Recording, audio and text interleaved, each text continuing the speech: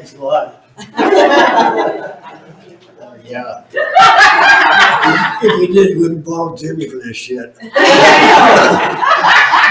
Well, according to my sister, I'm Dan and I'm pregnant. Oh, God, I can't remember what you said. I'm precious. I am an alcoholic.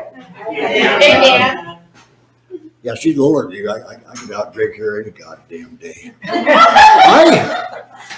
Yeah, she had 20 more years of this crap than I did. I wasn't like the rest of you. I was a social drinker. You know, somebody said, "I'll have a beer," and it's social I. But I didn't know I was an alcoholic until one day this woman sitting behind a bench with a gavel and a black robe told me I was. Suggested I go to this IOP, and that's 3 nights a week, 3 hours a night. And they suggested I go to 2 AA meetings a week. And I thought, you gotta be shitting me. And like most of us know, somewhere in the back of the book it says contempt prior to investigation. The only thing I really knew about AA. But my sister didn't push it on me. She knew I had kind of a crappy attitude. She tried to push it on me. I'd just go to the tavern and say, "Kiss my ass." I live out in Gold Bar. I'd only get down to see her about twice a year, Christmas and Thanksgiving, and she always had those holier than thou AA people over there. So about every half hour, I'd have to go out to my truck and have a beer and a cigarette. You know, my very first meeting, God's a great meeting now, but Sunday morning madness in Salton. The very first meeting, somewhere in the book says we're not a glum lot. I thought, I'd never seen such glum people in my friendly life. They were sitting there and they called on there's a man and woman there. The chairperson called on the guy, and before he could open his mouth, his wife goes, "He has nothing to say." It's the Eagles Club in Saltman behind the curtain. I was an Eagles member for 15 years, so Sunday morning I'd hear those AA boobs over there laughing and crap. And I got over there and I listened to her and everybody in there, and I thought, 2 years of this crap? Before I get out of AA, I'll be doing 5 years in anger management, because I'm going to kick ass in this room. I'm going to go have a few beers, come back, and kick ass. But last Saturday, my sister sprung this crap on me. I was going to speak. All week, I wouldn't even think about it. I'd drift. I got a real short memory span, so I didn't have to think about what to say. I was sitting over here before the meeting. What came to my mind is, don't leave till a miracle happens. I tended a bar for a few years, and I probably signed, the bartender, I probably signed more slips than any chairperson has.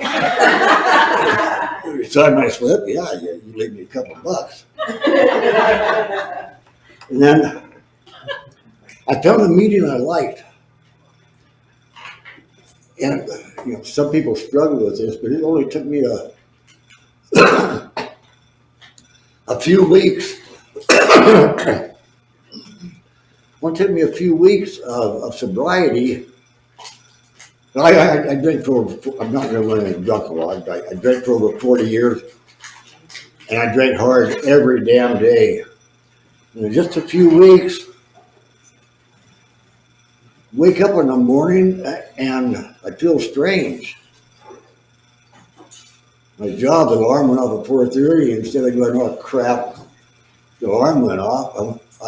I'd go, new day. And there's no shakes. Go in and throw some water in my face. I look in the mirror. I go, Jesus Christ, your eyes are blue. They're not red. And that's when one of the miracles happened. With Pam, I started coming into these rooms. It was, I think, in December of '06. When I go to the meetings, I'd say, I'm Dan, I'm an alcoholic, just because everybody else was saying that. And one day that miracle did happen. And April 3rd, I was at a meeting. I said, I'm Dan, I'm an alcoholic. And I meant it. That's why I did my first step. And one of the miracles there was, came down to Seattle, one of my sisters needed to pass the sheet around.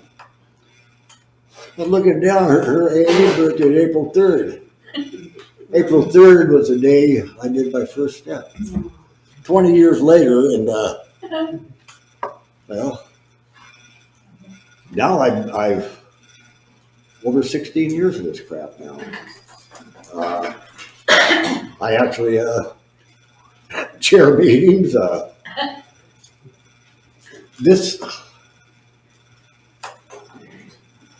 It gave me a whole new outlook on life. I'm not a big book thumper, you know. I wouldn't recommend my program to anybody. You know, see, I hear some of these old timers telling these newcomers, "Hey, you gotta do at least a step a month." I did my steps as I read them. So, yeah, I can do that one. That one's not me. You know, your character defects. I go, get pen and paper. I don't have any. I'm sure my sister or people that know me could write one hell of a list. But I gave serious thought to it. I go, I don't have any. Some people say I swear too much. But I'll tell people in our house, our folks got divorced when we were young, but they both owned taverns. And we grew up tavern family. I was a bartender and I still crapping yellow, you know. Hey, Danny, get us another beer. We got to finish what's in there. And do that enough, you fall down, you walk into walls.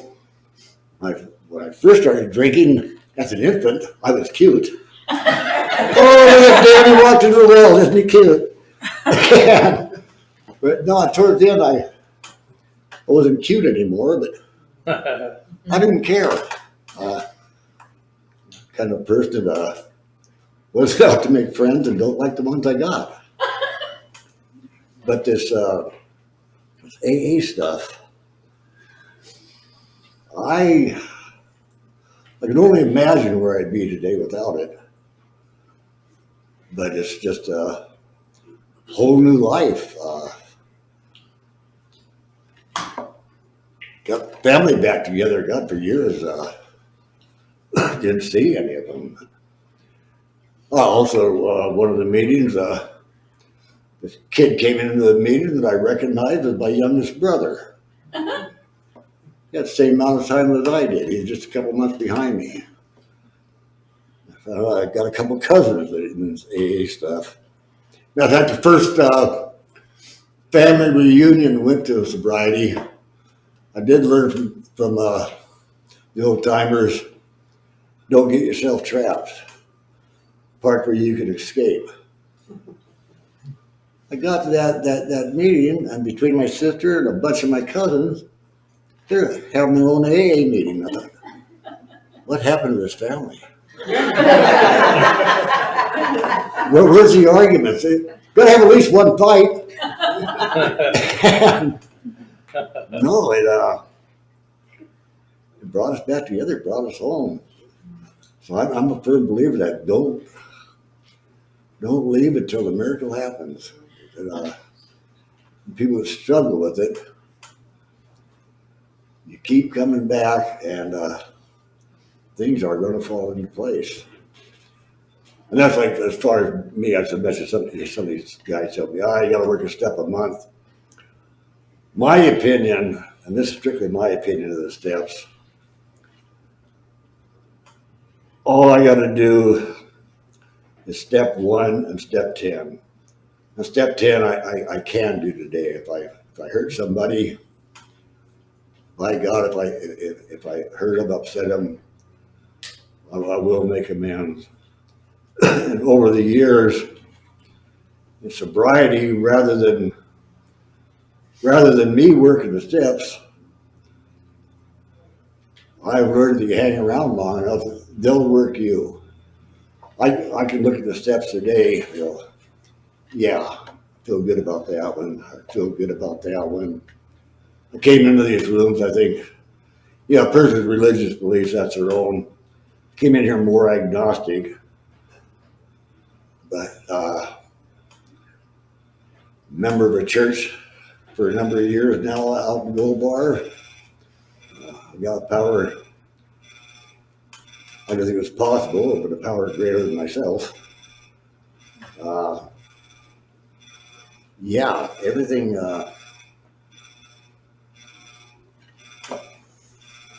came out right.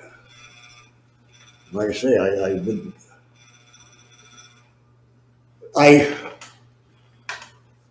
never had a sponsor. Sort of did, because the gal that ran that treatment center all the time, you got a sponsor yet, you got a sponsor yet. So I wrote down Ben on there. I said, yeah, I got a sponsor now. And Ben, he was part of my home group. He goes, is this me? I said, you're the only Ben in here.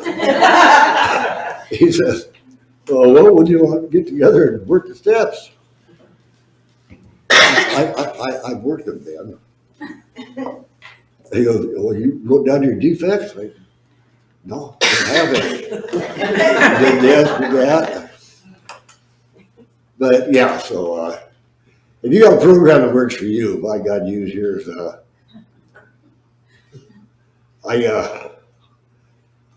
In my little over 16 years in these rooms, I only sponsored one guy. And he asked me if one time, says, well, I got everything written down. I did my 4th step. He said, do you want to go over it together? I just told him, I said, man, as long as you're happy with it, it's good enough for me. And he said, well, the woman at my treatment center said I was supposed to go with your sponsor. I said, has she ever gone to AA meetings? I said, ask her where it says in the big book about a sponsor. But I never went for studying, but I was smart enough. I read the big book. Matter of fact, the first book I read when I was in here was Living Sober, because some of those chapters were only 1 page. You got to either sit on the toilet and do a chapter. I had a lot of laughs from that book, and it says, one of the tricks is avoid your old watering hole. I laughed at that one because I live on Highway 2. If any of you ever driven Highway 2, there's no going around the block. So to get from point A to point B, I'd have to pass the loggers in, the Chinamans, the Pastime, the Eagles, Startup Tavern. So how the hell do I get home without passing the watering hole? But I did it. And that's when another miracle happened. I had to do 2 years of that IOP crap. And the gal at mine says, well, congratulations, this is your graduation night. No, I got 2 months left. She goes, no. I said, look it, I'm a cheap prick. This courts and stuff, it's costing me about $8,000. 16 years ago, what the hell will I learn now? I said, you're not kicking me out, I'm getting my money's worth. So she took me away from the rest of it, took me in the office and showed me the paperwork. I was done. And I thought, God damn it. I could have a beer on the way home. And there's another miracle. I got through salt and startup, all that stuff. I got home, I was thinking, I never even looked over at the tavern. Not even to see if I recognized any cars or anything. I thought, maybe I should drive back through. It's just no, it's that time going? It's been 15 minutes. Oh, it has? Oh, well, then, yeah, the people in these rooms, I owe thanks to all of you for the power grid yourself. You guys are great. You gave me a whole new outlook on life. So for my sobriety, thank you. Why don't you tell me about 50?